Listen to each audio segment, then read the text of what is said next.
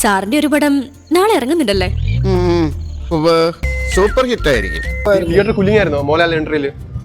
ഒന്നും ചെയ്യാനില്ല. ലാലേട്ടനെ കൊണ്ട് ചുമ്മാ ഇല്ല വിട്ടിവേഷം കെട്ടിച്ച്.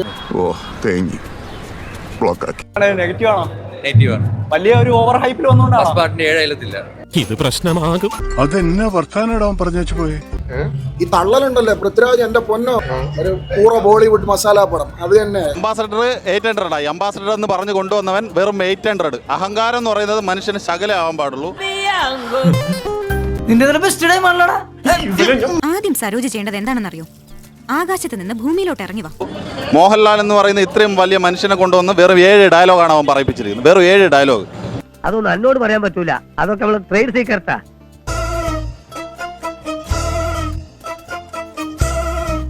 ഇതേപോലുള്ള ഒരു മനുഷ്യനെ കൊണ്ടുവന്ന് മറ്റേ പരിപാടി ചെയ്യണം. 5 ഡയലോഗാണ് ആ മനുഷ്യനെ കൊണ്ട് പറയിപ്പിച്ചത്. 5 ഡയലോഗ്. ആര് ഇന്ത്യൻ മലയാള സിനിമയെ ഉദ്ധരിക്കാൻ വേണ്ടി നടക്കണം? ആര്യവൻ മലയാള സിനിമയുടെ അംബാസഡർ ആവാൻ നടക്കണവനാണ്. നീ ഒറ്റ കാരണം ഇയാളുടെ കണ്ണിച്ചോല തന്നക്കുളിയെ കേൾക്കേണ്ടി വന്നത്.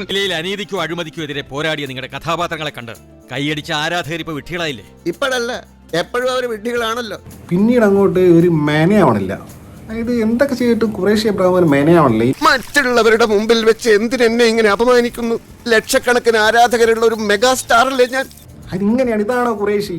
അയ്യയ്യയ്യയ്യ, ക്യാരക്ടർ കൺസിസ്റ്റൻസി ഇങ്ങനെ നശിപ്പിക്കാവോ? വളരെ മോശം, വളരെ മോശം. ഞാൻ പറഞ്ഞു, ഒരു മര്യാദ വേണ്ടടേ. എനിക്കും തോന്നിയത് ഇങ്ങോട്ട്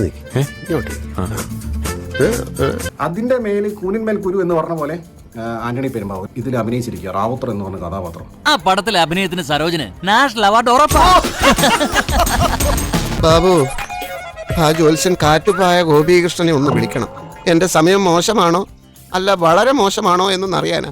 എന്തോ അത് ഇത്രയും വലിയ ഒരു പടം ഈ റാവുത്തർ ചെയ്യാൻ ഒരാളെ കിട്ടിയില്ലേ പൃഥ്വിരാജ് സുകുമാരൻ? എന്തൊരു കോമഡി ആയിരുന്നു അറിയാം. തിയേറ്ററിൽ ആൾക്കാർ ചിരിക്കുക. വഴി കൂടെ പാട്ടയും പറക്കി നടന്നവനെ പിടിച്ച് ഈ ജോലി ഏൽപ്പിച്ച് എന്നെ പറഞ്ഞാൽ മതിയല്ലോ. എനിക്കിത് തന്നെ വേണം. ആ സുഖം അങ്ങോട്ട് പോയി, ഫ്ലോ അങ്ങ് പോയി. ഓൾറെഡി ഞാൻ പറഞ്ഞ ഖുറേഷിനെ കണ്ടിട്ട് ഇങ്ങനെ അയ്യോ ഖുറേഷിക്ക് വയ്യേ തോന്നിപ്പിച്ചുകൊണ്ടിരിക്കുന്ന സമയത്ത് ആന്റണി പെരുമ്പാവൂരിനെ കൊണ്ടുവന്ന് പറയിപ്പിച്ചത്, സീരിയസ്ലി പറയിപ്പിച്ചതാണ്. പാവി ചെല്ലുന്നിടം പാതാളം, അത്ര തന്നെ. അതെ, നീ വന്നിട്ടുള്ള എല്ലാ സ്ഥലവും എനിക്ക് പാതാളായിരുന്നു. ആണല്ലോ.